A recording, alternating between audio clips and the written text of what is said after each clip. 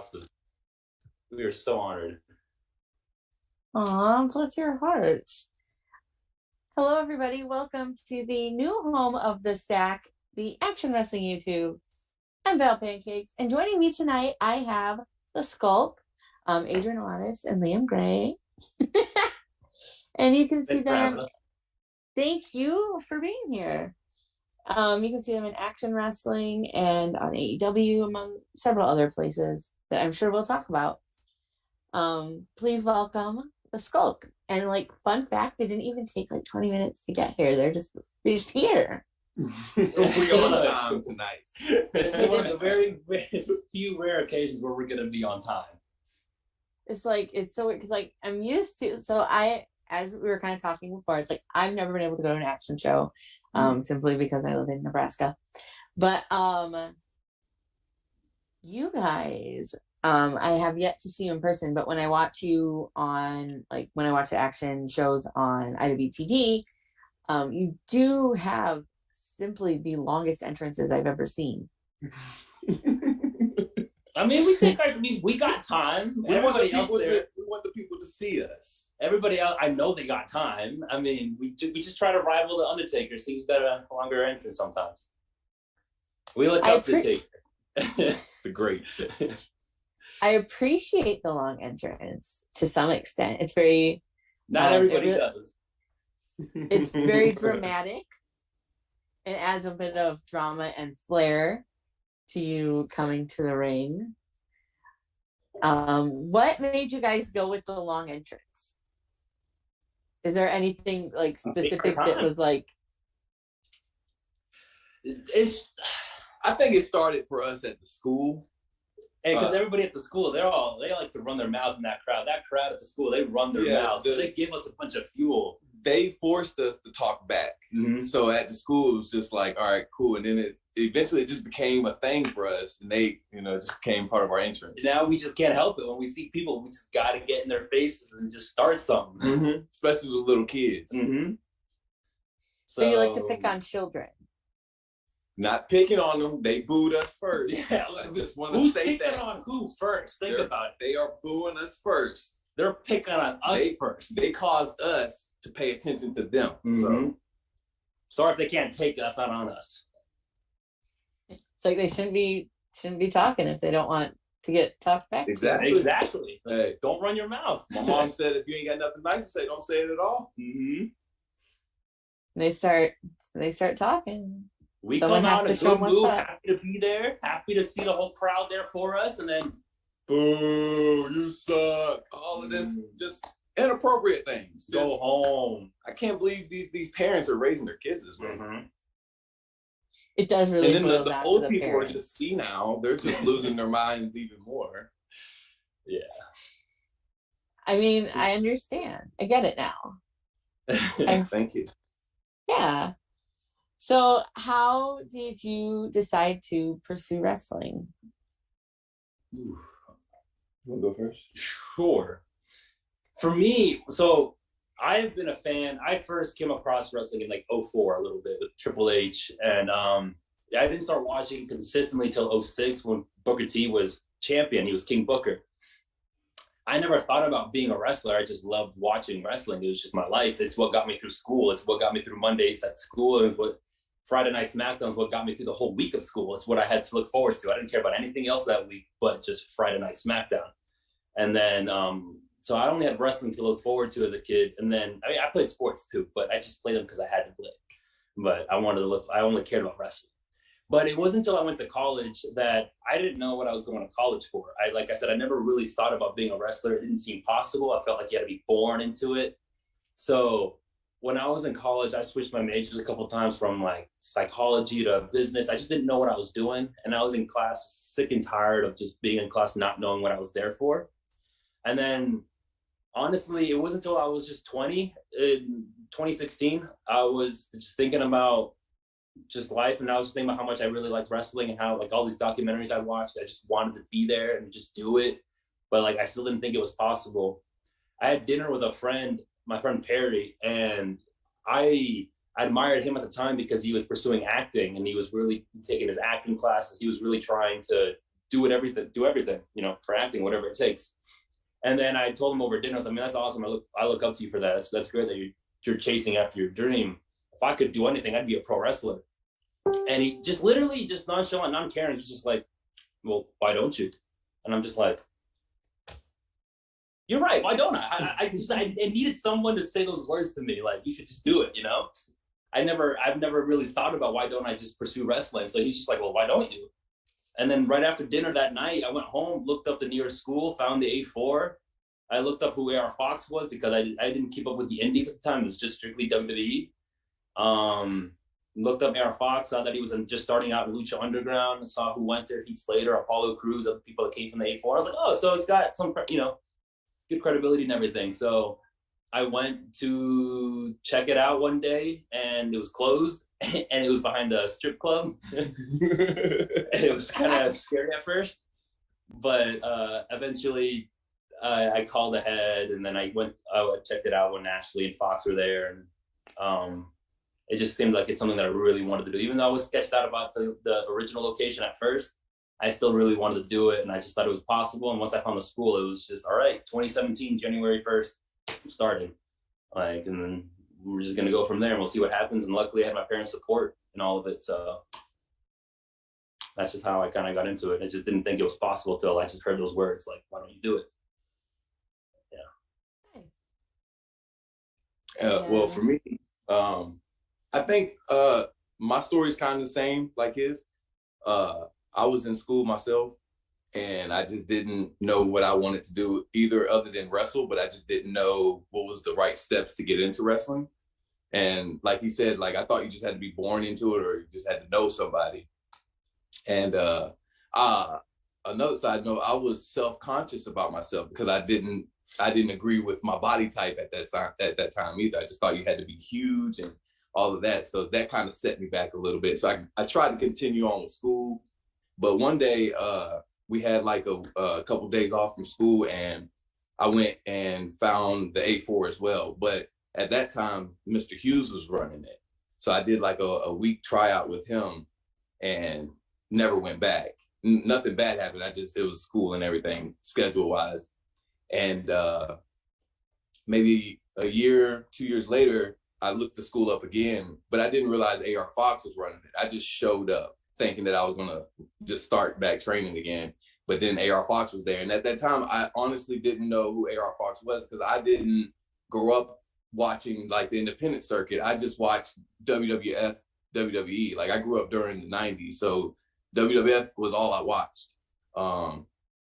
And then I got to know Fox and super cool dude, super laid back, like had all the patience in the world to teach me this craft.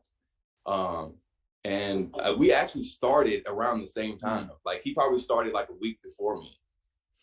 And yeah, it was just, we just started training together basically after that. You went to school for barbershop, right? Yep. Yeah, he was going to be a barber. I was going to be a barber. Nice. I thought that was cool. Are you like, could you still do, like, do you still do barbering? I don't know. Is that how you would call it? Yeah, no, I don't do barbering. The clippers cost too much. Let's just say that. Like every time something happens to my clippers, then it's just too expensive to get them refixed. And then now I gotta buy wrestling gear. So it's not much better. It's not much better. So what were some of the best takeaways you learned while training? Stuff that you still reflect on or use in your matches today? I like the importance that Fox teaches on selling. I always like to see how different wrestlers sell and just how they sell different moves or how they build their selling up in the match. It wasn't until Fox came around, he really just broke down selling, how you shouldn't sell everything the same, you know, like some moves are bigger, you need to sell bigger for certain moves. Just the way Fox breaks down the psychology in matches. Yeah, really. That's what I was gonna say. I like the way Fox breaks down the psychology.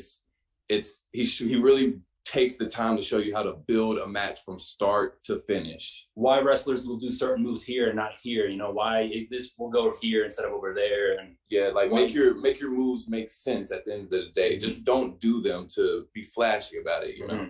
If you have a flashy moveset, put it somewhere where it makes sense. Don't just do it just to do it. If you're getting your ass beat the whole entire match, why are you doing some crazy flippy stuff so later on after you've just gotten beaten up so badly? You know, you shouldn't have the energy to do backflips here and there, you know, so late in the match when you're just getting killed. Yeah, definitely got to build that health bar back up. Yeah, the health bar. You know, he taught us, like, I like the health bar a lot because he says, like, it's like a video game.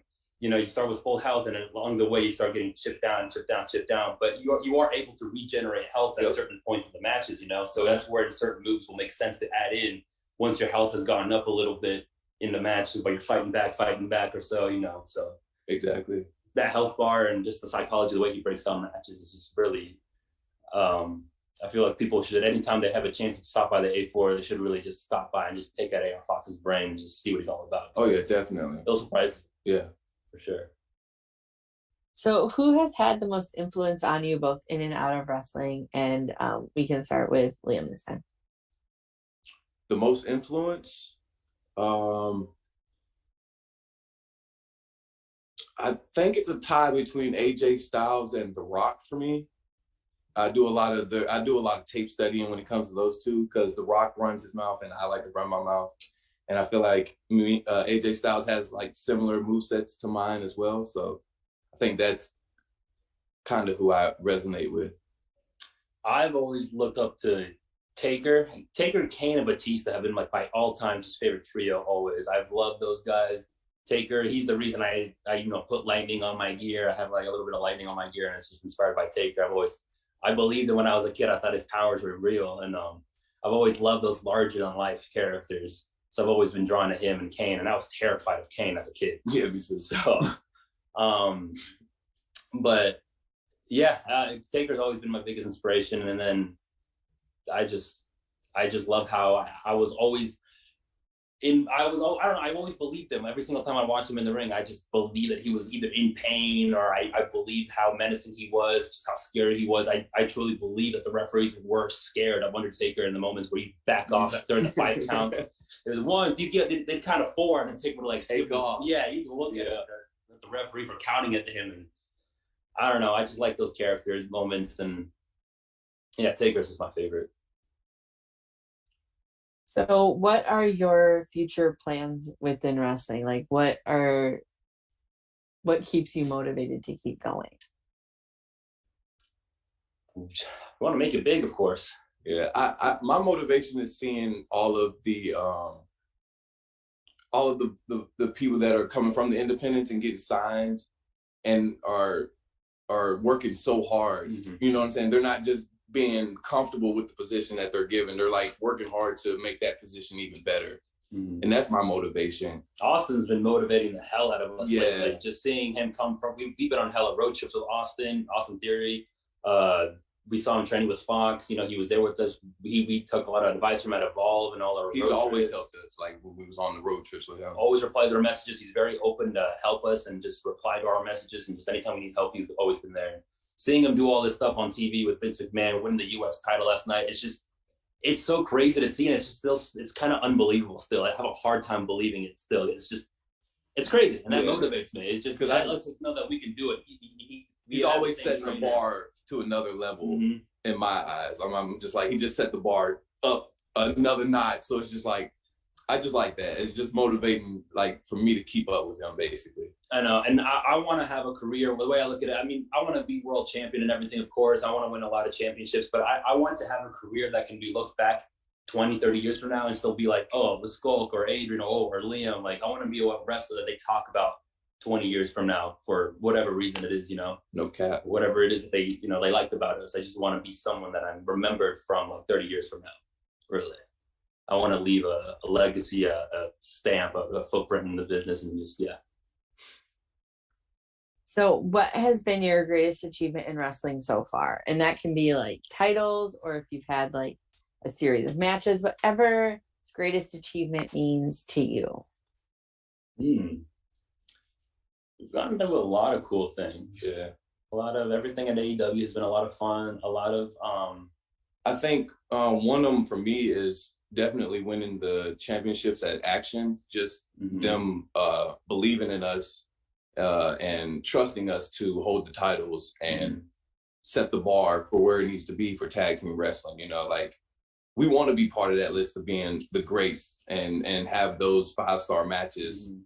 So that's one for me is action, definitely. Like the moment we won the championships and every moment we defended them as well. Like I can't even tell you my favorite match while we was defending those championships, but loved every second of it. The FIP titles was a good night too when we won the FIP tag titles. I had one in my head, I just lost it.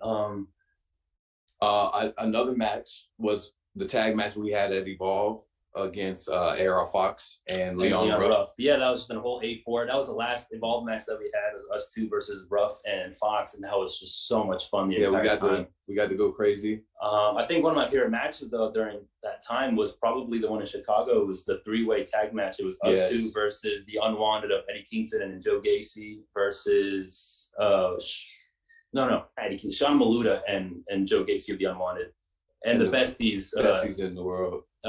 Matt Fitchett and Davey Vega. That's one of my favorite matches that we've had over there in Chicago. That crowd was just very hot and very lit, and just that was a lot of fun. Yeah, I would say that.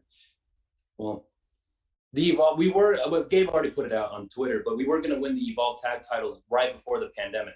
So that was something I would say would have been the it, because we were supposed to be in a 3-way ladder match for the tag titles, and that was going to be that was one that I was very much so looking forward to. Yeah. But unfortunately, that didn't get to happen because of the pandemic. But we'll make something like that happen soon. So what I'm hearing is you want to be in a ladder match. I mean, we'll be, we're not saying no to We're not saying no to We're not scared. Okay, like we don't want folks to think we're just some pretty boys out here. Like we're not scared of y'all. Okay, like we'll do any ladder match, tables match. We'll do it. Bring it to the desk right here. We'll talk about it. Just because we're all cocky and we're always feeling ourselves out there doesn't mean we can't get dirty. So, yeah. Oh no. So, what has been the greatest obstacle that you've overcome in wrestling? For me, it took me a lot of time to build self-confidence and just believing in myself. And I think that comes from I've always had issues with my image growing up. I've always been overweight, and it wasn't until 2020. What I like about my Evolve career is that Gabe Sapolsky always got on me for losing weight and everything. And what I like is that not only do I feel like we each improve in every match on Evolve, but I also feel like my body has improved every single time you see me off camera and everything.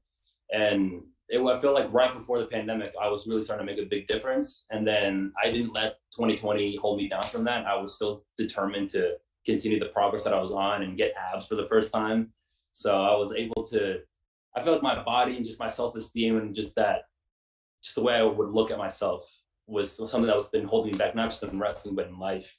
And I feel like 2020 was just a big, fresh, breath of air for me. I felt for the first time very confident. It wasn't until we really started tagging a lot towards the end of Evolve, where I felt like I was confident in my matches. I felt like we were clicking, towards the end there of Evolve the last year or so. Yeah, same for me. Self-confidence was definitely one of those. I don't think it's something that you ever get over, but it's something that you just get more comfortable with. Like, okay, this is me, and you're going to accept me or not. You know what I'm saying? So I think that's definitely one for me. That's all we did 2020. Once the gyms shut down, it just came over every single day, and we were just lifting. I luckily have just enough in my basement to just get a good workout, and just the bench and some free weights and some elastic bands and whatever. We were figuring things out. We would figure things out. Make up our own. We had so many different contraptions going on. Yeah, that was a fun time for sure. But yeah.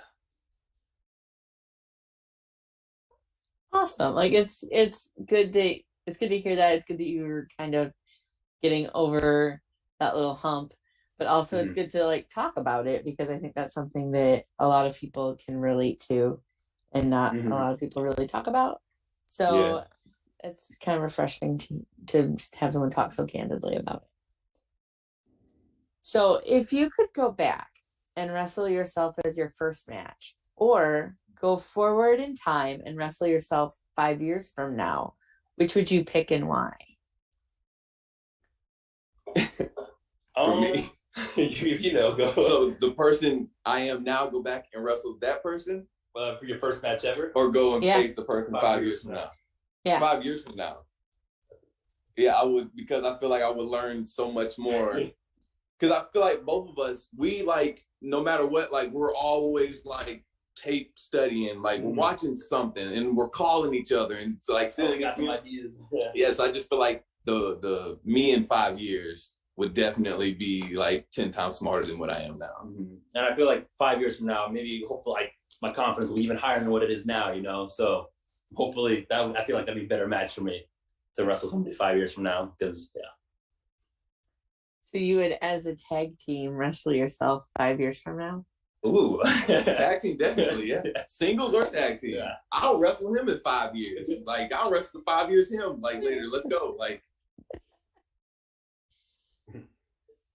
So if you had an action figure of yourself and it was one of the ones that, like, you, like, say words and phrases, what would you want it to say and what accessories would it come with? I would need different hands for different reasons. You know, they told me. Yes, I would definitely want to use hands for like roasting somebody. So I could like, you know. We definitely need our We handshake. need like our handshake or something, and then I definitely like a hand set. I need a fist. Someone. Because I'm ready to fight. Like, I'm ready to fight. I don't care how big you are, how small you are. If I lose, I lose. And I don't care. You're not coming out looking pretty. And then I think he's going. What would they say? Something insulting, like a yo mama joke or something. Definitely your mama joke. Your mama got to be in there somewhere. Something to the effect of, I'm going to take your mom out to dinner after I beat you tonight. You know, just something crazy. Mm-hmm. He ain't your daddy or something. That's not your father. That's not your father. It's not your father. I've got to come with a few roasts in there and a good old hand pointers for roasting, so I can roast my other figures on set. I like that you need roasting hands. Yeah, we need roasting hands. You should see us on when we first started traveling with Fox. That's all we did was just roast each other for 12 hours. That's how the Skulk started. We were just Fox's crew. It was just four of us, and we weren't wrestling at first. We were just his posse at the ringside. So all we did was roast people. So that's where it came in. We were roasting. And Gabe let that be known. He was just like, y'all are just the posse members. Just go out there, stand by the ringside. Like, all right. And we would just shit on people and just do what we do now. Basically, that's how it started. Actually, it was give the crowd hell and with them all just being ringside. So, what are some of your like go-to roasts? Like if you're gonna roast somebody, like what are your go-to roasts? I don't really necessarily have anything go-to. It's just what's in the moment. I'm totally in the moment out there. So you better not be wearing nothing silly. Yeah, it's like I said earlier. Like they always started with us, so I usually just go off of what you say first, and then after that, it's I'm go mode. Like I just keep going. Last time they were holding a cute baby, but we were going in on the baby. Yeah, why would you bring a baby to a show? Yeah, the baby of all people. Like it was born yesterday. At the entrance of the Skulk. You know, you just asking to get roasted there. Now everybody's attention is on the baby. See, now we got to roast the baby. See? Yeah, we don't want to. That's the first thing that we see when we come in. They force us to do this. We're trying to see the camera so we can get the money shot, but the first thing you see is a baby. Exactly. So yeah, it's just it depends what you're wearing, it depends what you're saying.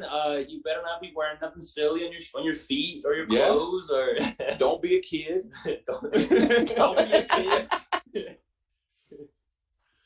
So yeah, my favorite thing are something, maybe your mama jokes are always good to come back to. We always have your mama in the back pocket with something if we can get it in. If I'm talking to a kid, I'm definitely talking about their mother. Something like that. So don't be a kid, don't be a baby, don't be an old person, don't be wearing anything goofy. Don't open your mouth. Don't open your, unless it's to cheer you. Unless it's to cheer. What are you booing us for? We are too good for that. So as long as you do all those things, you're fine. No one's getting roasted. Yeah, the crowd started this. So I see in the chat here, Action Wrestling says, boo these men. I will not. They're lucky that we're slow typers because I'd be typing right back and they lucky. First of all, it depends on who said it. Because if it was Matt, I assume it's Matt. Oh, Matt. Okay. I'm gonna smack that beard off your face, Matt. How about that? He still got it too. Oh. He disgusts me. Are you gonna roast Matt? I already did it the last show. Get me started. You better not have that beard again the next show. You see, you do stuff like that. You grow a beard when you never grow a beard, you're gonna get roasted. It's all raspy. It's just not. It's not even taken care of. This is freshly manicured beard right here. Okay? Freshly, but It yeah, is a nice beard. All the notes from him. Mm-hmm. He just came back from the barber, actually. Go to the barber, Matt. Okay, take care of yourself. Let Liam do it. We promise you, he won't screw you up. $300 though, Matt. I'm charging you $3. So don't be a kid, don't be a baby, don't be an old person. Don't have a beard if you didn't have a beard before. Make sure not to be looking goofy. Don't be Matt. So far, I do hit all of those things. Hopefully, if I ever see y'all, which I hope that I do, please don't roast me. I'll probably cry. And then you can roast me for crying. You might get a hug. I'm just saying, you know, if you want to, you know, go there, we can go there. I'm a hugger, so bring it in. I'll hug everybody. Action Wrestling says, "Good luck, Liam." Good luck to you. Oh, don't get me started. Don't get me. I will burn Action down to the ground. Don't get me.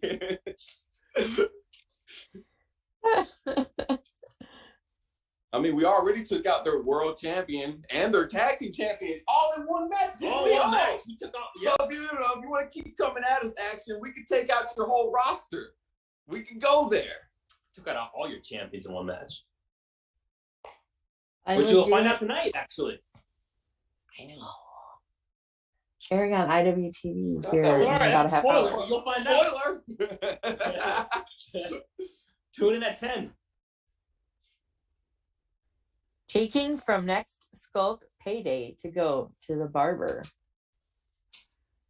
What did they say? They're going to the barber because of us? What'd you say? No, Matt says he's taking from the next Skulk payday to go to the barber. Oh, no. Wait, now you're gonna start touching my money. now we got a problem. And we know with what he pays us, he don't need that much for his beard. It's only gonna cost him like what? I don't know. It's pretty bad. They might charge him extra. Actually, he might need our pay for that. He might need a whacker mole or whatever the thing is called. Like a weed whacker? Weed whacker. I said whack-a-mole. Well, he can get one of them too. Beat the beard off of him. Play with me.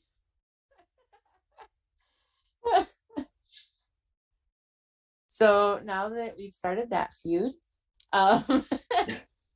Matt doesn't have a tag team partner, so he shouldn't be talking to us. Mm-hmm. Okay, the beard is the tag team partner. Oh, let's go. Let's go. I'm ready.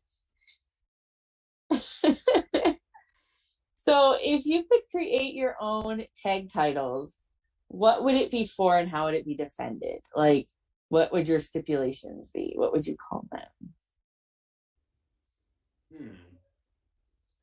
I like lucha rules, so that would probably be part of my rules. We defend them on our own terms. I like that. Whenever we're ready. Yeah, because that's just how we roll. You're the champ, so you know. Yeah. That's a good question. What would we call them? Skulk tag titles? I don't know. Never thought about creating my own tag team titles before. I would have fur on it. I think the inside, if I were to design it, there'd be fur on the inside. I want fur. Comfort. Mm-hmm. You know, like the leather. I like that. I want fur on the inside. Yeah. One of them with fur, the other with like some alligator. Alligator. Yes. I'm messing with that one. So they're gonna be flashy, that's for sure. They're gonna be flashy. I expect that coming from you too. Lots of diamonds. Got diamonds everywhere. Diamonds and fur. One big plate in the middle with like 2 plates on the side, maybe. Yeah, you like that? A diamond on each side. Maybe just diamonds. Maybe no words. It's just bling. Yeah, it's just diamonds. Like that's the championship. It's just bling. Bling. Bling and some fur. As soon as the lights, they're gonna be heavy. So I don't know if anybody. Yeah, you're gonna have to be pretty strong to hold these titles if we ever. I hope you're going to the gym. That's fair. I mean, you would want them to be noticeable. And when we defend them, we're both in the ring at the same time, but the other tag team's got to tag in and out. Yes. So that's the rule. That's like the greatest idea ever. I feel like that's how it should be. I don't know why that rule hasn't been made now. I agree. Well, yes. So they're going to be diamonds and fur and alligator skin. Yes. And they're going to be heavy, but like real shiny.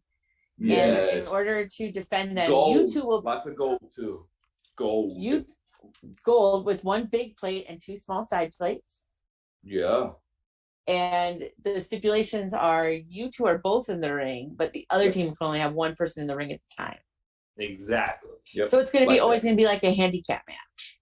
That's the best kind of tag match there is. No, because a handicap, it's like 1 on 2, but he has the opportunity to tag his other partner. We're giving him a chance. Yeah, so like technically it's a tag match. It's a tornado. Still. It's a tag tornado. Yeah, you get it. It's a Skulk match. It sounds fair to me. Thank you. you're the tag holders. Like you're the title holders. It's your titles. Do what you want. So, what is the wrestling word that you use most outside of wrestling? What's the wrestling word? Yeah. Like in our everyday vocabulary that we use? Okay. Yeah. Are you saying like, okay, give me an example just so I'm on the right page? Like a lot of people, when I ask them this question, they'll say gimmick. Okay. I was thinking gimmick, but I don't even really use the word gimmick. I will say the word shoot sometimes, like my shoot job, where I work at or something like that. But I know there's something out there I'm not using at the moment. Pop, I guess. Anytime I watch a movie with my girlfriend or whatever, I'm like, oh, that made me pop, Yeah, I say that a lot too. Yeah, I say that a lot too. I always say I'm healing it up, like just randomly throughout the house. What else is there? But I know I use pop a lot. Yeah, that's pretty much it for me. I don't really use too much of the. Sometimes when I watch movies and they're acting, I just say, "Oh, look, they're selling," Like I'm just replacing my wrestling words with my, my everyday words. So, yeah.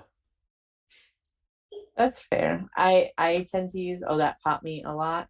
And I also talk about my shoot job like I have any other jobs. I don't. It's just the one. I'm not a wrestler. I've just hung around with the local guys here for the last 10 years. So now I've just been infiltrated with wrestling words. Yeah. Yeah. It was hard for me at first when I first started hearing all the wrestling terms. So many terms to remember. Yeah, I was like, I don't know what this means, but I gotta act like I know. Yes. That was like my Was there one that was like, I do not know what this means or how this is being used, but let's go with it? I had one. For me, I just remember the first time for me where I was confused was at an FIP show. Someone had pulled out thumbtacks underneath, or before the show, they were like, somebody had thumbtacks they were going to use. And one of the other guys we were with, he was touching them. He's like, oh, these are shoot. These aren't gimmick. And I was looking at them and I was like, yeah. And then I remember like waiting until he walked away. I don't know who I asked, like, what is shoot? What's gimmick? What does that mean? He's like, it's real or fake. I was like, oh, cool. So that's like the first time I really was confused by those terms. Kayfabe was killing me for the longest. Yeah, that too. Because like I remember I forgot who it was, but they was telling me something, and then they was like, yeah, just keep it kayfabe, and I was just like, all right, say no more. Like, you got it. I will kayfabe that. Hey, what's kayfabe? When someone would tell me that, I just wouldn't bring it up. Yeah, I just wouldn't bring it up. I'm just like, I don't know what it means, so I'm not gonna say nothing. And the whole time they probably wanted me to bring it up. I just, you never knew. So when you're going to shows, you have a lot of traveling to do. Traveling is a thing that you have to do. I don't know if it's good or bad for you. I don't mind it when I'm passengering, but driving some days. So this is kind of road stuff. What do you listen to when you're on the road? A lot of rap and hip hop. A lot of hip hop, R&B. R&B. Every now and then we'll put on some wrestling matches, just some random wrestling. Maybe we'll watch whoever we're wrestling, our opponents, a few of their matches. Yeah. We'll put that on to watch. We'll watch. Well, we won't. We'll more like listen to The Office, if that makes any sense. I put on The Office every now and then when I'm driving. So yeah, I like to have my Michael Scott around me. Yeah, those car trips can be loud. Yeah, it gets a little loud in the theater with us. Yeah. So what would be like the most surprising song on like your playlist? Like what is like the most like the most surprising song you enjoy? You can call it a guilty pleasure if you want to. I don't, because I don't feel guilty for anything that I listen to, but I can understand where you would describe things as such. So you're saying like if it just came on randomly and people were just like, oh, we didn't know you would listen to something like this. Yeah. Maybe like, you don't really share with everybody. Okay.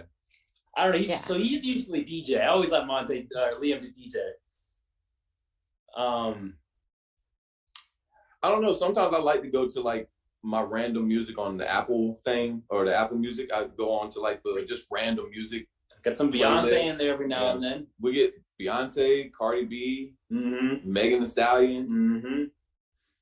So, like anything. We might listen to some Aaliyah, from the 90s. Mariah Carey might get played a couple times. Like, hey. When anything Mariah like Carey crazy. With a lot of Fox, right? Yeah, When we rode with Fox a lot in the beginning, he every night. It's funny because the Fox would play a lot of hip hop and everything, and we would sleep for a very long time.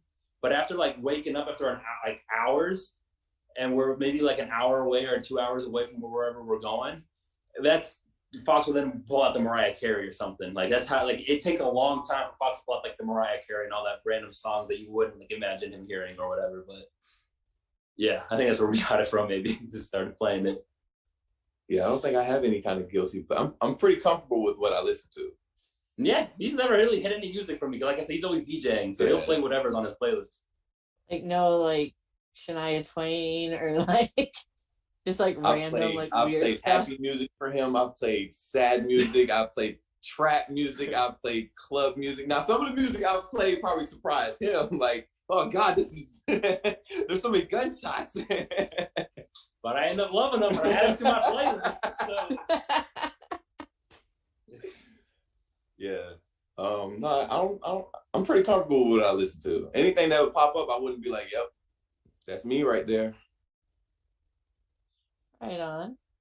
So I am admittedly a Snackosaurus Rex. I love snacks. So what are your go-to road snacks?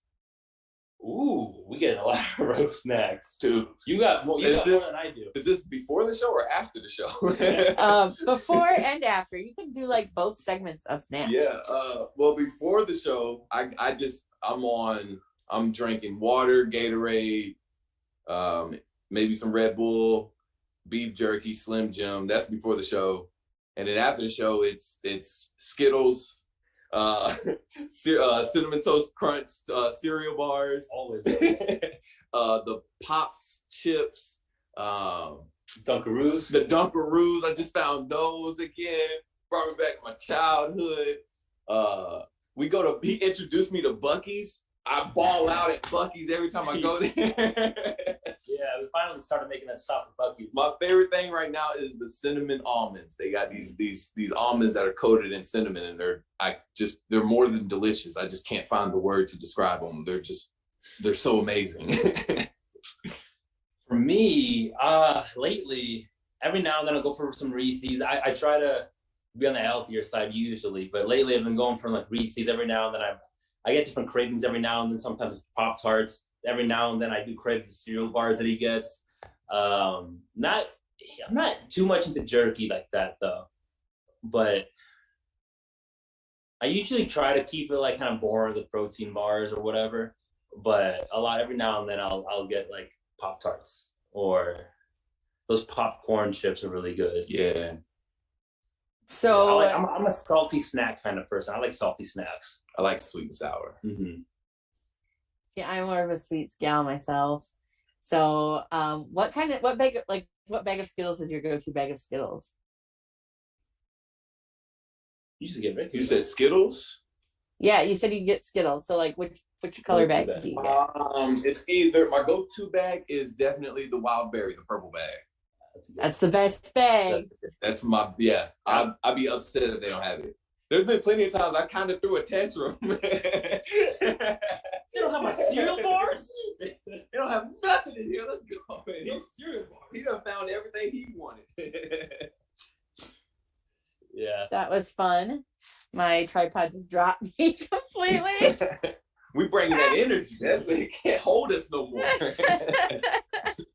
It just went zoop. So that was cute and exciting.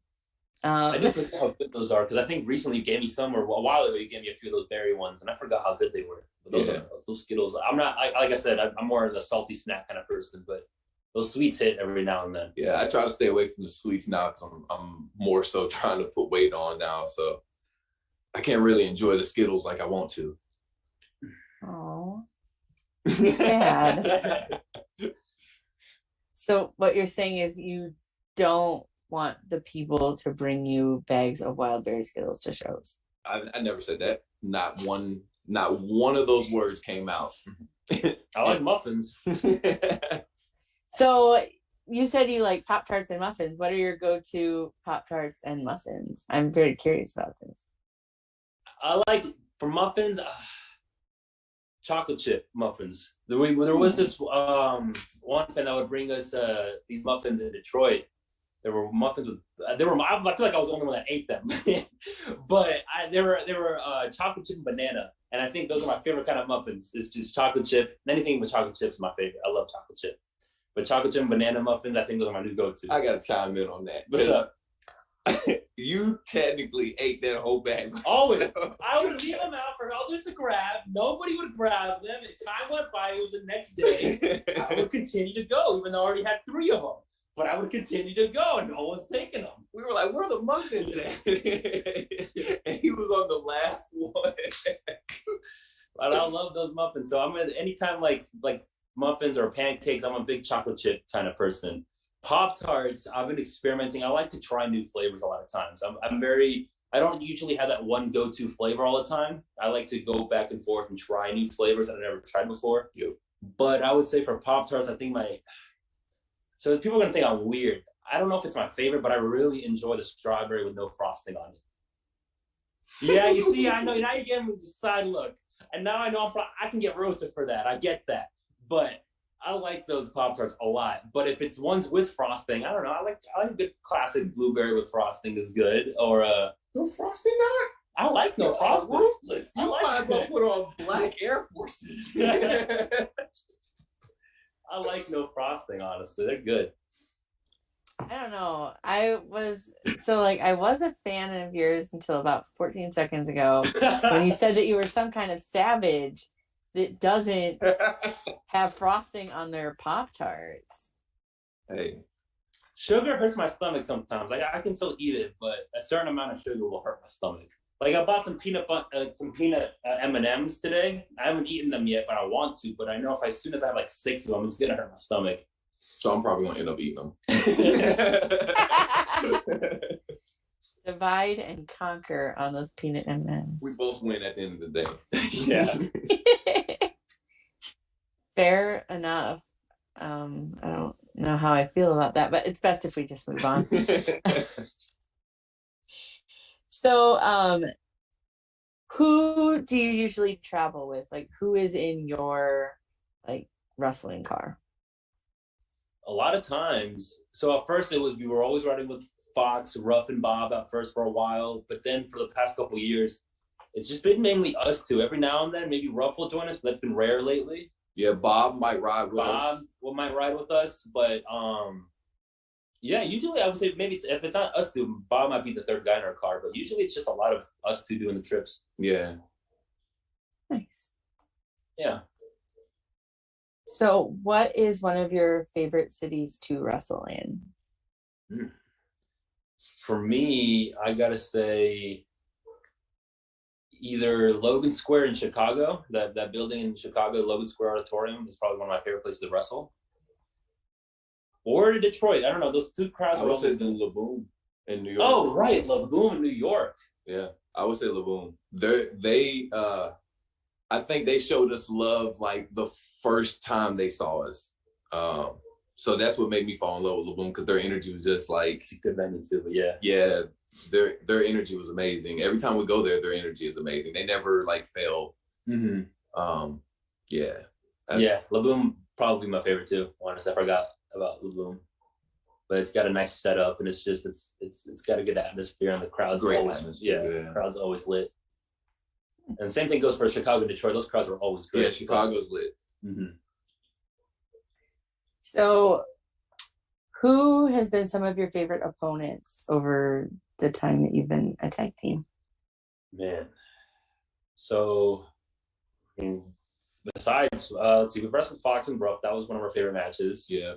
Bob and Brogan has been a lot of fun. I the besties in the world, Matt Fitchett and Davey Vega. I think those guys are a great tag team, and we've learned a lot wrestling those two guys a few times involved. We got to wrestle them like maybe 3 times. Mm-hmm. So it was great to like, we learned so much from them. They're able to put a good tag match together, and they have all their stuff figured out. They have their movesets figured out. They're just really, really fun to work with.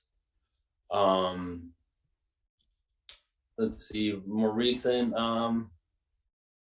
As much as I hate to say it, violence is forever. I was gonna say, I was like, even though all the pain of even causing them, I try not to say their little stupid name, but we've been there. It's been a challenge with them in the ring, and they've been making us step up, and it's been a lot of fun. And it's always cool to wrestle and get challenged by a different type of tag team. Mm-hmm. You know, like you got your high flyers, you got your technical wrestlers. It's really cool to just experience clash with that. Yeah. It's at LAX at AEW was fun. Yes. I had a blast wrestling Dustin Rhodes on the six-man tag with Lee Johnson and Brock Anderson. It was really cool to work with Dustin Rhodes and just fake his brand and just he wrestle somebody that you watched since you were a kid. So he let us annoy him. You guys annoy somebody? Well, I don't believe it. you guys are great. So, what is your favorite move to take, and what is your favorite move to give? And we'll start with Adrian this time. Okay, so if it's a singles move, I really like doing the Tiger Driver. It's just a move that if I ever can get in, I really enjoy getting that in. But also, I love a good lariat. I love JBL's lariat. It was a great, simple finisher, and I've always enjoyed it. So if a good discus lariat is something that I really enjoy. Either that, or if it's another move, it's a good old Tiger Driver I like to do. And if it's a tag move, I love getting our stalling suplex crossbody in. That's always a fun move for us to always take. What's my favorite move to take? Was that the other thing? Yes. Yep. Yeah. This is gonna be weird, but I think taking a reverse Rana is a lot of fun. It hurts, but it's just, I don't know, it's that quick motion. And I guess a code red is similar to like a code red or something, but I don't know, a reverse Rana, there's something about it. Anybody wants to give it to me, I'm usually like down for it. And it's just something fun and quick, and it just happens so quickly, it's over with. And it's a weird one to pick, but because it's a move to the head, but yeah, it's kind of fun to take it every now and then. For me, definitely the frog splash is something that I love to give. I love watching it. And my Cobra clutch backbreaker. And I don't know, I'm kind of like, I don't know, a move I like taking. I got another one. What? I like taking a good crossbody. Yeah. I like taking a crossbody. I don't know why. I just like, yeah. Sorry. I don't know. I like anything like splash moves. You know, like a good 450. You like taking those? Yeah, I'll take them. I don't really mind taking. It's more of like the impact move from the top rope, like a super suplex. Like, but no, I don't. I'd rather take a splash. Like, yeah, I don't mind taking those. Do you guys have any pre-match rituals, either as a team or individually? I think I annoy him with my anxiety. I think that's our ritual. We're normally just like, we're like really cool, collected individuals, but like, it's like the closer it comes to the match, like we start getting more quiet about each other. And like, we just come and be like, you good? And then, you know, we just go, you know, we just try to get our minds in that area that it needs to be in, you know. He does a good job of stretching and warming up before his matches. I wish I was just as good as him when it comes to stretching and warming up and squatting and do my push-ups. Like, I'll do it, but not to the extent that he does it. He gets a legit warm-up before the match starts. Like, I kind of get a warm-up in. But pre-match rituals, other than that, I don't. I'm really just chilling, honestly, for the most part. I usually will say a prayer before I go out, but that's really it. I usually say a quick little prayer right before like our music hits, but yeah. Aww. And I need some kind of energy, some kind of caffeine in me, like at least half an hour before the match or something. Yeah, I need some caffeine. I agree with that. I need some kind of energy. Mm-hmm. What's your like go-to like caffeine pick? Like, are you energy drink guys? Like, what are you going with? Oh yeah. Red Bull, Reign, C4. We ain't really picky, but I'm trying to think what my favorite is right now. I switch it up. Like right now, I'm drinking this Monster Ultra right now, and I like this flavor a lot. This flavor is really good. Before I would only drink the white cans, but now I found these green ones, and I like these green ones a lot. But yeah, I mix it up every now and then. I like to mix up my things so I don't get bored. So it's either Reign some days, Bang some days, Monster Ultra. And also, it depends on the flavor, because if Bang has a different flavor, like I want a Reign, I like Reign. But if Bang has that flavor that I'm looking for, I'm gonna go with the Bang. Like, what are your Celsius? I've been drinking a lot. What are your go-to like flavors? Like, if you're like, oh man, I'm gonna get this flavor every time, like from any company. A white gummy bear is good. White gummy bears for me. I'm more of a.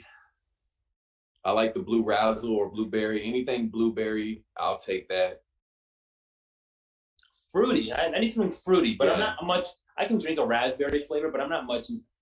I don't like the raspberry ones as much. I would like, let's say, like a mango type something, a mango peach, or. He gives every energy drink a try. Yeah, he's like, oh, I've never tried this one before, and literally, I've never seen that energy drink before. Like, I just like trying new things. As long as they have no sugar in them and like very low calories. I always look for no sugar, low calorie, just caffeine, really. What's the worst one you've ever had? You're like, never again. Ooh, that's a good one. I can't remember the flavor, but I think it was like, I'm not really a cherry individual, but it was like a black cherry flavor for me. Oh, I think I like that one actually. I don't like the soda. There's like a soda kind. Yeah, there's like a cold Miami Cola or something like that. I don't like that one. It was gross. I'll give it props. It did taste like a Pepsi or something like that, but that's not what I want for an energy drink. I don't want a soda for an energy drink, you know? Yeah, true. That's fair. Yeah, but other than that, there hasn't been one that's been like disgusting. It's not an energy drink, but one time I tried a Gatorade that I didn't think much about it. It was green, so I bought it, but it was like lime cucumber. I couldn't get I know you liked it, but I couldn't. You want to disrespect me? I couldn't get. I forgot you liked it until I mentioned it. but I could not get that taste out of my mouth for like 24 hours. It was so bad. I had to hear our car ride to Florida for 6 hours. Every time I took a sip, he was just like, ugh, I hate the smell of it. It's funny because I remember when Liam found that flavor. He's like, I was absolutely in love with it. He's like, bro, I found this my new favorite Gatorade, my new favorite flavor. You gotta try it. He's like, I think it's called, what's it called? I was like, please don't be that. Like, what's it called? What's it called? He was looking for it. He's like, here it is. It was in Spanish, like limon pepino, whatever, because it was in Spanish, but it's lime cucumber. I was like, yep, disgusting. He was so excited to show it to me. Gross. I had like 3 of them. Like I was ready to just share the best feeling ever. I was like, here. He's like, ugh, you drank that? I was like, oh no, we're gonna have issues. Yes. Every time I opened it. So I don't think that I would enjoy that simply because the cucumber would throw me off, but lime is one of my favorite flavors. But to be fair, can we really take flavors and like opinions on them from somebody that likes unfrosted Pop-Tarts? Okay. How much time we got left?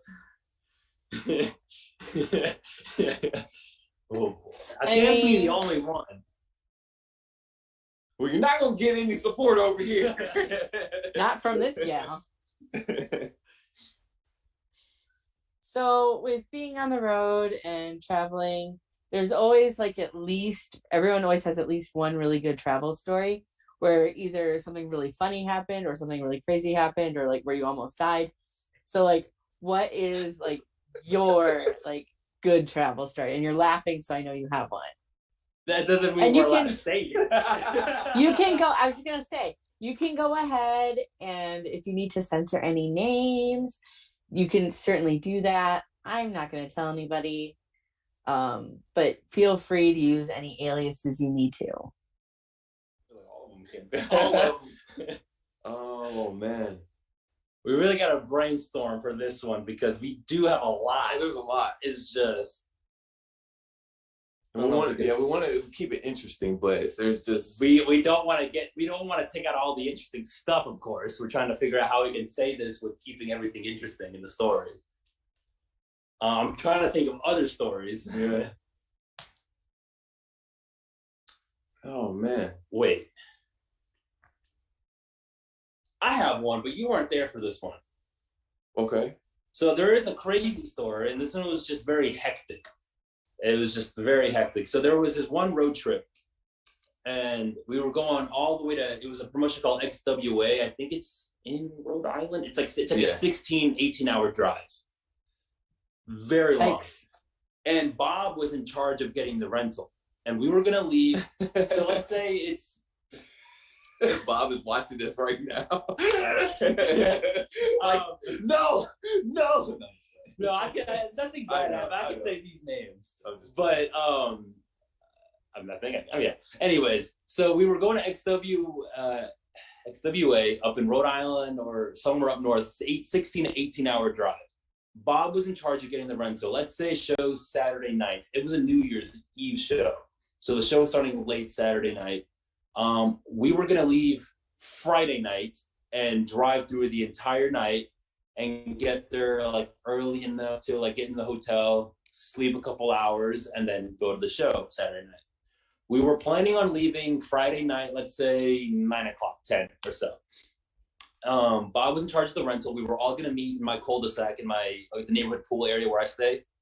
And it was me, Bob, Alan Angels, David Ali, and Tommy Maserati at the time when he was wrestling. And so it was 5 of us. We were all gonna be crammed up in a car, I think, or I don't know what car we were gonna get. Bob was in charge of the rental. It's like we're supposed to meet at like 9 o'clock, whatever. We all get there. Bob's still not there with the rental, and he's like, we're like, yo, what's going on? We don't hear anything. An hour passes by, time's passing by. We get a phone call. It's like, guys, I'm sorry. I don't know how I messed this up. I don't have a rental car. I don't have it, but I think I have something else. I'll give you guys another call back. Give me a second. And we're like looking at the time. Time's adding up because we're trying to calculate this correctly so we can get to the hotel, sleep a couple hours, and then go to the show. So like time's like ticking, and eventually Bob comes and he meets us. He comes back, smaller car than what we were expecting, but it's a stick shift. And we're like, we don't know how to drive stick shift. And Bob was like, look, I'll just drive the entire time. I'm sorry, guys. I'm sorry. We're like hell late. It's like midnight now. I'll just drive all of it. But Tommy was the only other person that knew how to drive stick shift, but he's only had some practice, not a whole lot. But me, David, and Angels, we don't know how to drive stick. So we hit the road. We're already getting there a lot later than what we wanted to get. Let's say, we were probably, at this point, we were going to get there 4 hours before show starts. It's like a 16-hour drive or so. And so we had to make all these stops count, and we can't really stop anywhere to sit down and eat like that. So time's ticking. We finally hit the road like around midnight or past midnight. We're driving for hours. Bob is killing it. He's driving throughout the entire night. But we hit traffic later in the next day in the morning. We start hitting this terrible traffic. I have a screenshot of it somewhere on my phone. For a joke, I mean, I called it like the worst traffic stop in America. Jeez. It was such a huge, long red line. And time's ticking. We were originally going to get there like 4 hours before the show. Now it's coming down to like 2 hours before the show. We still got like 12 hours left of driving. Eventually, Bob can't take it anymore. He can't drive, so Tommy takes over. But we had to spend like 20 minutes for Tommy to learn how to drive the stick and everything, because he only knew how to do it. So we're wasting more time. And Tommy ends up picking it up, and we finally get on the highway. We're driving. Time's going down. We're losing so much time. There's more traffic. Traffic's adding up. Eventually, we get to the point where we're like 6 hours away. But by this time, we're only like 30 minutes before showtime starts. Like we're losing so much time. We still got like 5 hours left. So we're really like speeding. We're really trying to make it work. We got like 3 hours left. We're already in the middle of the show. Like show's already starting. We still got like 2 hours left. And we're telling the promoter like, no, show's not starting yet. It's getting started. I don't know how much time is left. It was such a long time ago. But anyways, show's already starting, and the promoter keeps pushing our match back and back further and further. And he's like, all right, just let me know when you're here. And we're like, we're an hour away. We're almost there. Whatever. We're like half an hour away. We're almost there. Cool. There's still an intermission. Maybe we can get you guys in after intermission now. Cool. We finally pull up right in the middle of intermission. We're changing. We only got like 10 minutes to get this match figured out. But we got it. It was like a 3-way tag match with like Myron Reed, Trey Miguel, and I forgot who else was in the match. But it was Trey Miguel, Myron Reed versus me and Bob versus Angels and Tommy, I think. It was like a 3-way tag.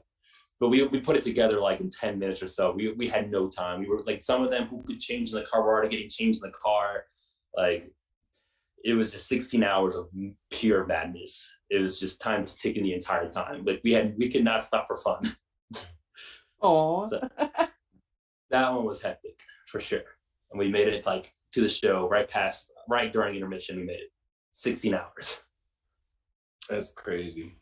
Yeah. No wonder y'all tripped on me when that one time when it was my responsibility to get the car. And then I called y'all. I was like, I don't know about this car. You got to get car, though. You got to get I got a Jeep, yeah. And that was a fun ride. There was another time where we drove like another 16 hours, another 16-hour road trip. He got the Jeep. It was me, Ruff, Liam, and Tommy. It was just 4 of us. And we were great. That road trip was great all on the way up there for 16 hours. It was fine. It was one of the best road trips ever.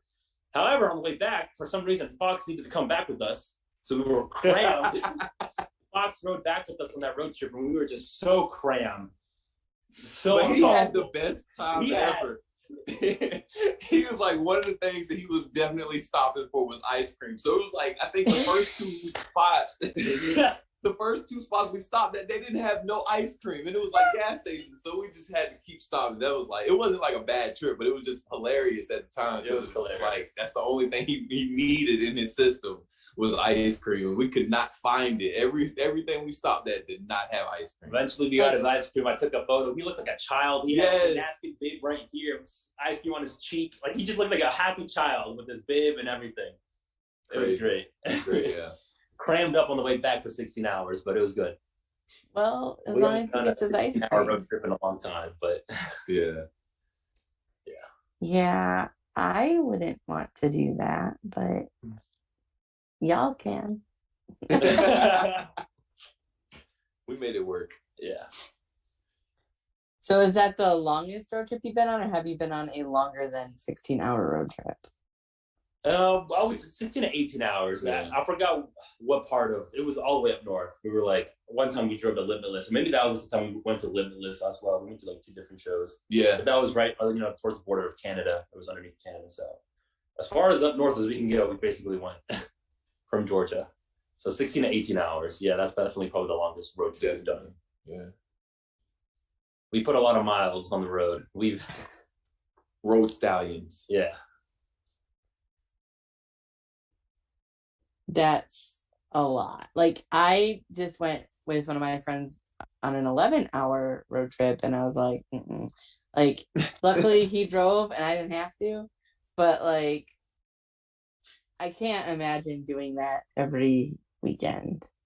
Like, that's crazy. Yeah. Like, the amount of time that y'all put on the road.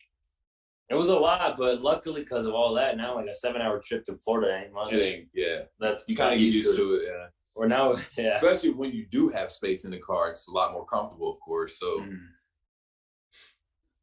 do either of you fall asleep when like in cars? Are you like car sleepers, or are you like no? Oh, I'm definitely a car sleeper. As soon as my turn is over with. Yeah, he falls asleep a lot easier than I do. A lot easier. I can sleep in the car too, but usually I'll try to stay up with whoever's driving, especially at night, because at night it's a lot harder to stay up. And then if we can't stay up, we'll stop at a rest stop, sleep a couple hours, and then just keep going. Get back on the road, yeah. Mm-hmm. So do you have any hidden talents? I can juggle. Oh, that is a hidden talent. Yeah. I don't think I have one. I can ride the one-wheel bicycle. Oh, a unicycle? Yeah. I ride a unicycle. Oh, for real? Yeah. Sarah's got one downstairs. Well, it's dark now, but next time I come over, I'm down to ride. So, and no, I'm not bringing it out during the entrance, so I don't want to. So we got a whole circus act. Yeah. That's what I'm saying. I was like, you can juggle and you can ride a unicycle. Like, why are you not capitalizing on this? Hey. One day, maybe you never know what we can pull out from underneath the ring. We'll put it in our back pocket for right now. Please, I would die laughing if y'all had like a hardcore match and you bust out like some like juggling balls and like a unicycle. I would in tears if that occurred. Like, please someday. Yeah. Truly. Nice. They'll be watching you juggle, watching that unicycle, not see that like can you imagine like lariating somebody whilst riding a unicycle? What'd you say? A lariat. Oh, you can like pretend to juggle and then just throw it at them. See, that's what I'm saying. You never know. You might see something like that in the future. You never know. That's why you should always tune into action. Always. You don't know what we're gonna pull out from underneath the ring. There's all kinds of stuff down there. All kinds of stuff. All kinds. It's never ending. It surprised me when I first started wrestling. I was like, oh my gosh. It's like a toy box down there. It's like Mary Poppins bag. It just keeps pulling stuff whatever out. you need. It's there. Whatever you need. The ring giveth and it taketh away.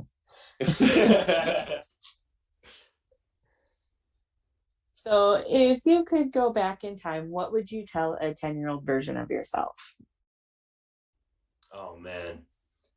For me personally, I was very lost. I was very lost as a kid. It's just, I didn't know what direction my life was ever going to go in. I would just honestly go back and just tell my 10-year-old self, you're doing fine. You're doing great. Just keep doing what you're doing. Like, don't worry about anything else. You're doing fine. Honestly, because like, if I could go back and just, if I could be 10 years old right now and see how I would turn out right now, just how less confused I am and just about the whole world and just how less scared I am now than I was when I was a kid. I thought I didn't know my life. I don't know. I grew up with a lot of issues and just in school and everything. And so, I don't know, knowing that everything turned out okay in my end, I would tell myself that you're doing just fine. Stop worrying. Yeah. I think I would tell myself to, don't worry about people's opinions and go do what you want to do. Yeah.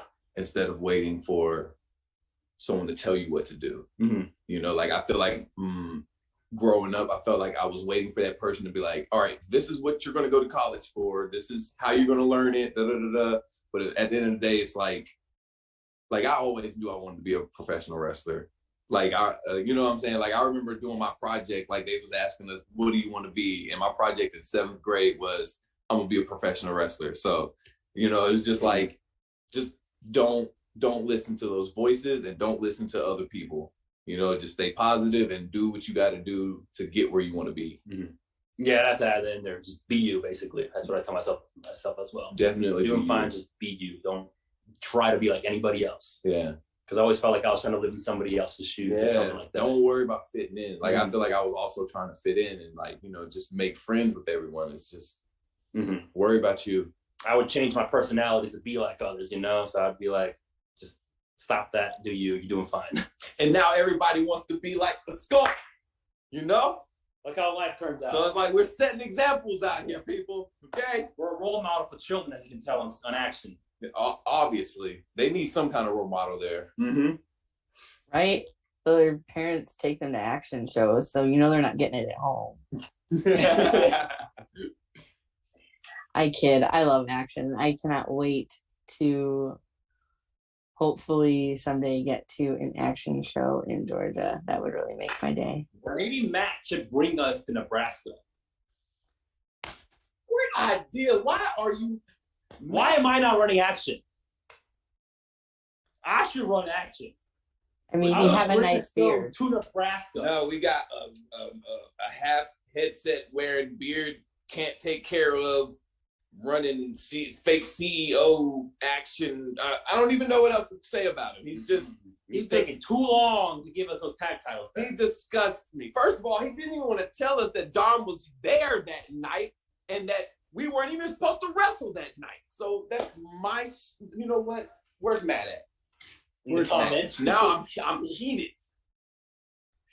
I don't see him in the chat at present, but I'm sure he will go back later and watch this. He's scarred.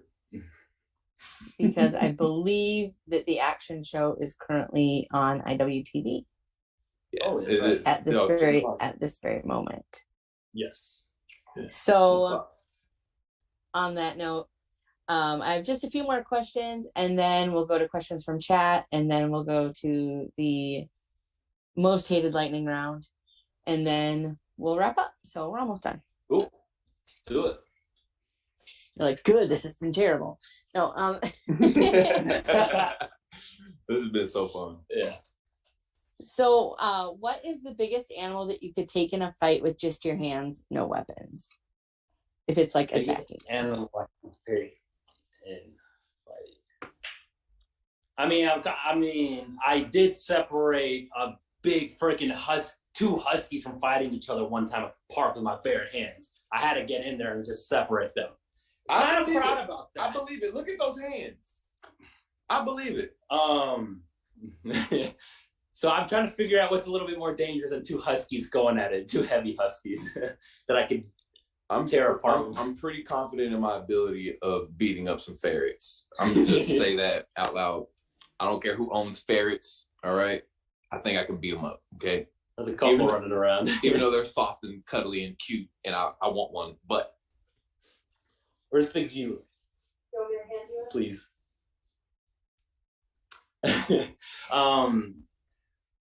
But I can't figure out another animal other than I don't mind wrestling a duck. This is Big G. So this is Big G. We wouldn't mind wrestling this guy with our bare hands either. It's Big G. So. Big G is precious. Yeah, he is. This is the first ferret on the show. He was chilling. We woke him up, but he's up now. Oh, he's so cute. That's Big G, and this is Lady over here. Lady. We got two. Oh. Yeah. They are precious darlings. These guys, we could take them on for sure for the bare hands, no doubt. This, a duck, two huskies. We've actually fought ducks before, so we're not, we're confident in fighting ducks again. I don't know, maybe a kangaroo. Maybe. No. Okay, no kangaroos. No kangaroos. A lot of people have said kangaroo when I asked them this question. Huskies and ducks. And puppies. Huskies, ducks, puppies, and ferrets. And ferrets, yeah, I can take a ferret. Oh, cute. Oh, I'm obsessed with your ferrets. They're adorable. Thanks, yeah. They're fun. Oh. Oh. Definitely gonna grab me some. So, how do you take your pancakes? Like, what do you like in them, on them? Chocolate chips. I like chocolate chips, sometimes chocolate chips and bananas. I like I'm a big strawberry flavor type of guy, so I like pancakes with some whipped cream, some strawberries, and some strawberry syrup. That's a good way to have it. So some strawberry flavored pancakes or from IHOP or a chocolate chip pancake. I can't flex. I recently had some pancakes from Cracker Barrel, and it was the crispy of it. I was amazed that I've never had the pancakes from Cracker Barrel, so I don't want nobody cracking jokes. But yeah, I think those are my new pancakes right now. But if it's IHOP, I'm kind of like the regular pancake eater. Like I just want a lot of syrup, a lot of butter.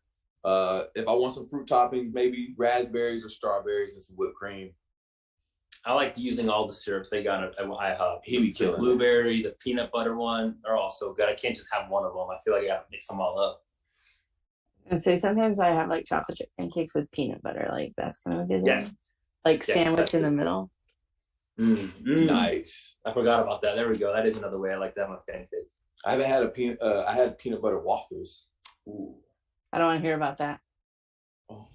Waffle House one time made us Wait, hold on. She said she didn't want to hear about that. It was so delicious. Oh, that's what you said? Waffles. Not a fan. Oh, right. That's her. She's Val Pancakes. My bad. Yeah. I am like, Well, I am. Waffle House, we were fortunate enough to have, they gave us like peanut butter chips. Instead of chocolate chips, they were peanut butter chips. And they gave us jellies. We had like a peanut butter jelly, like waffle one time, spread that across. That would But be we great love pancakes. if it were a pancake. We love pancakes. We love pancakes. Canceling the Skulk over here. Waffle cakes, super duper. All right, guys, it's been nice talking to you. In the show. No. I have one more question for you on my end, and like I said, we'll go to questions from chat and then lightning round and then wrap up. So I'm gonna take you on like a little journey. So like go on the journey with me. So you're hungry, you're going to the store, you kind of want something sweet. You're like walking down the aisles, you like turn down the cookie aisle, you're like, cookies are great. Who doesn't love a cookie? And you look, there's all these cookies you can pick from, but you go to America's favorite cookie, which is the Oreo. And you go to the Oreo section and there's just a plethora of Oreos, but you don't want any of like the weird flavors. You just want like the chocolate cookie with like the white cream middle, but like there's still options, right? Like some options. So are you picking the thin Oreos, the regular Oreos, or the double stuffed Oreos? So something that I recently discovered is that the thin Oreos, when you put them in the fridge, they're fantastic that way. I didn't care for thin Oreos ever before, but one time they were in my girlfriend's fridge one time downstairs, and I had them out of the fridge, and they were just life-changing. But honestly, I'd have to go with regular Oreos still. But thin Oreos, if you buy those, put them in the fridge. They're great. Most of my cookies get put in the fridge. Majority of the time, all of my cookies are in the fridge. Mine don't. Yeah. I think I'm doing it now. But yeah, I think I'm going to go with the regular as well. Mm-hmm. I used to be like a double stuffed, but then it was just icing was just getting too much. I was like, yeah, I'll just take the regular. The flavored ones is the peanut butter, what's it called? Fudge peanut butter pie. Fudge peanut butter pie. That's one of my favorites for the flavored ones. I'm a big lemon gal. I like the lemon ones. I like a good. I think the brand's like Netcot or whatever. They're like they have peanut butter cookies, but they have these lemon cookie ones as well. I like lemon cookies. I like a good lemon bar or like lemon pie. I turned 30 and I was like all into lemon. No, I'm good on lemon, unless it's like lemonade. But no, I can't. I'm alright with lemon. I'm okay with that. So the unofficial correct answer to that question, by the way, is double stuffed. I don't know how you guys both managed to not pick double stuffed Oreos. Wrong for her. Jeez. But you talk about waffles, you pick the wrong Oreos. Somebody eats Pop-Tarts that are unfrosted. I don't know about you two. No wonder you guys are heels. Maybe this is why everybody hates us. That's why everybody's mad. That's why everybody's mad. That's why everybody's mad. I mean,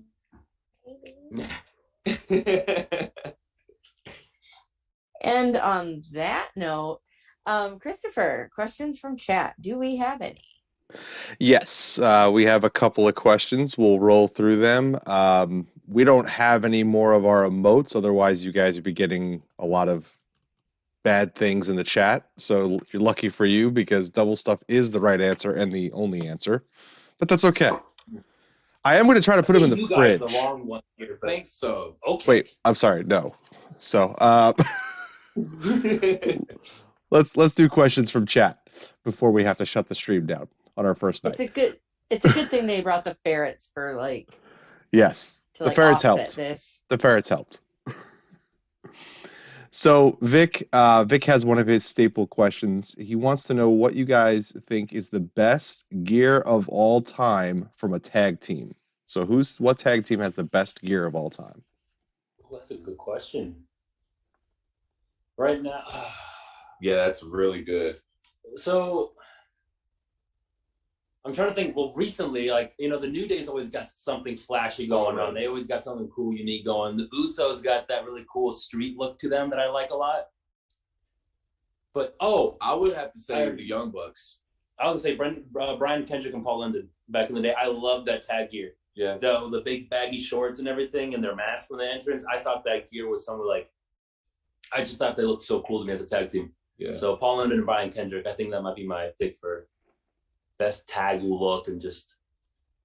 I can't flex. Well, I used to like Edge and Christian's gear, but that's only because they wore those vampire shirts. That's I just love those vampire shirts, but yeah, I like their gear.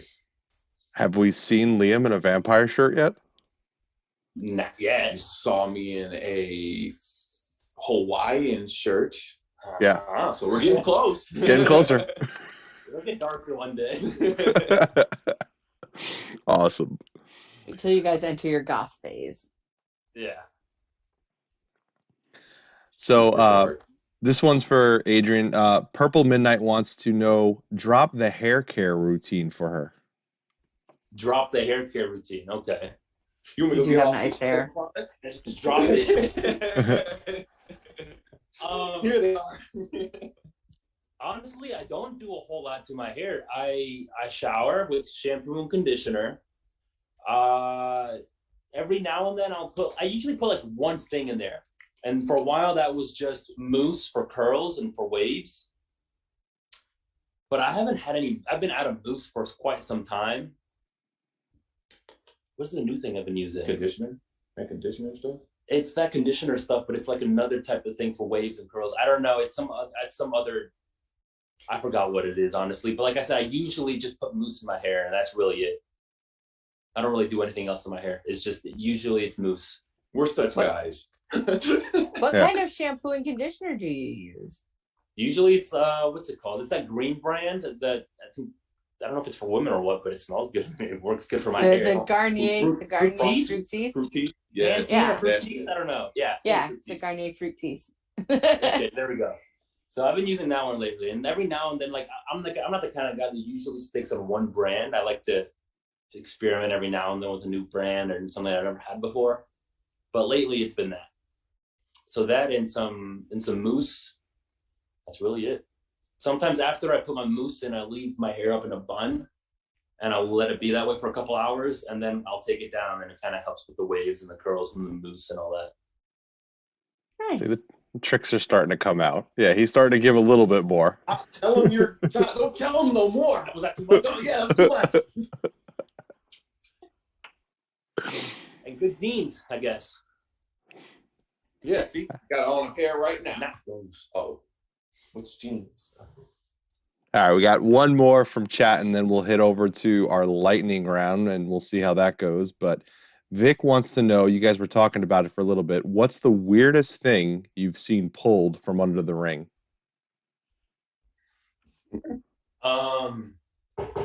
For me, oh man, so there was the one match I went with Ruff. It was me and Ruff one time. We went to an MLW show, and this is a few years ago. And there was a match. It was a bring your weapons match to the show. Like, you know, fans bring the weapons. That's what it was. So you would see sex toys wrapped up with some like thumbtacks and everything, all underneath the ring. Very weird stuff. There was like a blow up shark with some thumbtacks underneath the ring. I didn't know you could wrap so many things up in duct tape and thumbtacks. But I would say the sex toys wrapped up in thumbtacks where it was one of the weirder things that I saw pulled out underneath the ring, for sure. The weirdest thing I ever saw was someone's fake leg. Yeah, that was the weirdest thing I've ever saw. I didn't know those was just in stores like that. I'm hoping that they got it from the store. They just beat up somebody on the way to the show. Did you see some guy walking around with one leg? Yeah. All right, those were the questions from chat. Thanks, guys, for answering those. One more question for me is, are you guys ready for the lightning round? Are you ready for the lightning? Bring it. All right, so 10 questions. The first few are going to be questions for you guys to kind of decide which one of you. I want you guys to kind of both answer at the same time by pointing at each other or pointing at yourself. Okay. And then eventually we'll get to just generic questions. So let's start the lightning round tag team edition. Number 1, who's more likely to get arrested?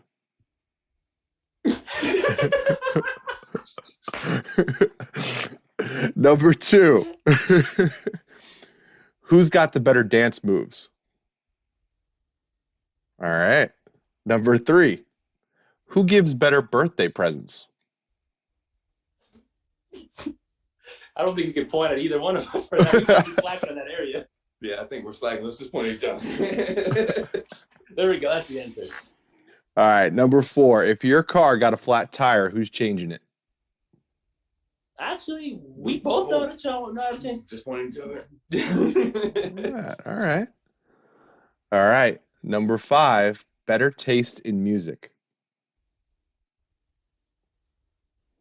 All right. Number 6, and last of the who's better, who is the more adventurous eater?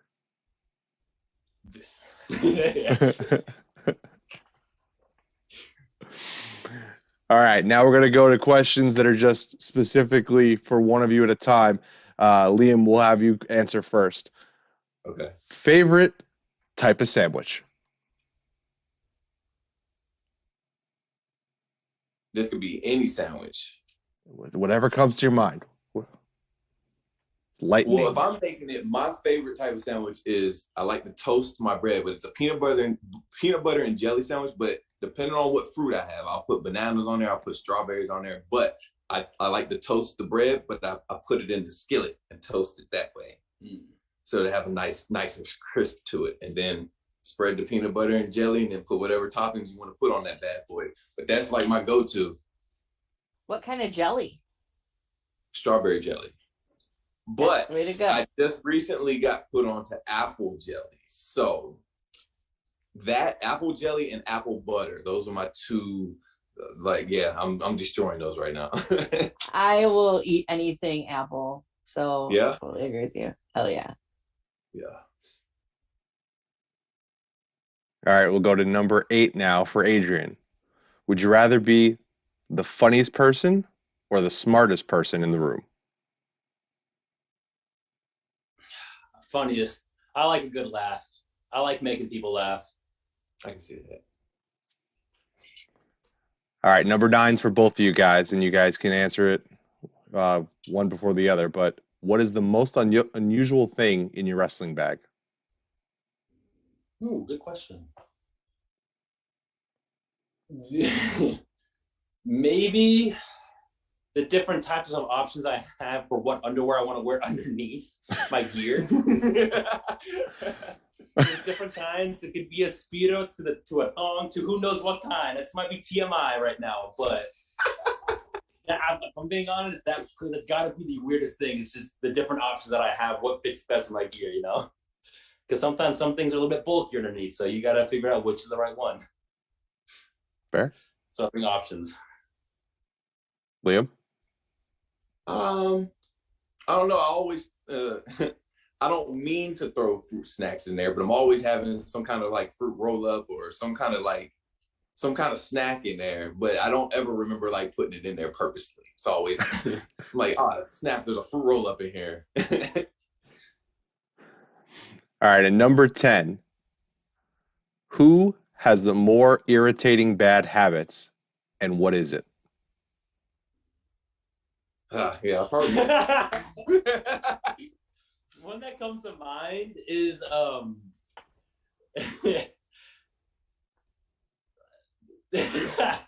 are gonna roast each other. No, but Liam don't know how to use headphones all the time. He doesn't know how to use headphones all the time. Every now and then, like, there's no need for headphones, but every now and then there are times where you could use headphones. Maybe like 3-4 o'clock in the morning. So something simple like that. I would say maybe, yeah, that's the first thing that comes to mind is the lack of headphone use. Sorry. It's okay. Perfect. I just want you to know what I'm watching. I just want you to understand. Oh, man. Well, gentlemen, that was the lightning round. You did survive. You did a wonderful job. Thank you so much. Val, back to you. Well, that was exciting. I really thought you guys were going to roast each other for just a second. I was really looking forward to it. But it's fine. It's fine. You don't have to. Wait till we go back in the green room. No. So what shows do you guys have coming up? Oof, let's see if I got Of the course, dates. action. We got 2 action shows coming up. FIP. FIP, and hopefully, I don't know, look out for something for Uncharted Territory. There's still some announcements coming, so Yeah. you never know. Maybe. So look out for something with Uncharted Territory, but we got 2 action shows this month. We got Full Impact Pro. I don't think I'm missing anything. I've been meaning to get a calendar. Like, I have it on my phone, but I need a calendar. Yeah, like I like to write my stuff down. Yeah. So all of my stuff is on the calendar at my house. I'm able to get off my work easily, so that's why I don't really trip over my dates. I don't need to know them like that because I'm able to get off work kind of easily. So, Nice. but to probably be more organized still. Yeah, but if you're in Florida, definitely come see us at FIP. Mm-hmm. If you're in Georgia, we'll be at Action. Tyrone, noon in Georgia for one of the shows, and then And if Uncharted you're in Territory, Nebraska. Tennessee. And if you're in Nebraska, I'll never see And you. Nebraska. If Matt wants to bring action to Nebraska, maybe we can do that too. Yeah, or if there's another promoter that wants to bring us to Nebraska, we'll come out there. Is Nebraska cold? I don't know. Probably not. No. I live there. Lying to No. us. No. I'm trying to leave. What are you talking about? I ain't trying to stay here anymore. It's cold. It snowed 2 days ago. Oh God. Okay, so maybe we don't need to go to Nebraska. I mean, I would personally enjoy seeing you here, but I would never subject anybody to Nebraska if they don't have to be here. Good. I'm a kinder we're person enjoying than that. 75-degree weather out here in Georgia. Yeah, I don't want to hear that. So, on that note, where can people find you? Twitter, Instagram, Facebook, Twitch, OnlyFans, TikTok, merch. What you guys got? Instagram at Adrian Alanis _only for Instagram. Twitter, Adrian Alanis 76. I believe that's just it for those 2. And Facebook, I think it's just my name if you really want to look me up on Facebook. It's Adrian Alanis. That's basically the only 3 ways I think you can find me. Yeah, I only have 2 ways. It's Twitter and Instagram, and both of them are Hey Liam Gray, all spelled together. No spaces, no periods, no underscores. Just Hey Liam Gray. Any merch stores? Any place where we can get the Skulk t-shirts or stickers? Yeah, when you see us in person, come up and buy it, and then give us a tip. Or hit us up and we can ship something to you. Yeah, we can ship. So hit us up on our DMs, you know? Yeah, we can definitely ship anything out. Nice. We Good. got photos, shirts. I think I got some pins. Good to know. Mm-hmm. On that note, this has been The Stack. I'm Val Pancakes. This has been Adrian Alanis and Liam Gray, the Skulk. Be sure to check them out on all of their social media that they just ran over for you. And be sure to tune in next week when I have the Good Sisters.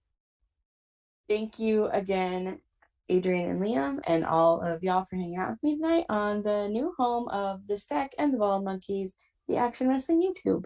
And go turn on your IWTV and catch the rest of the action show. Cool. Yeah. Appreciate it. Thanks for having us. Appreciate you. That was fun.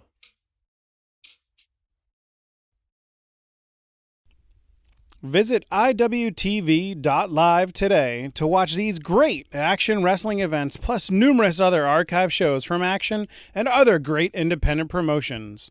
Use code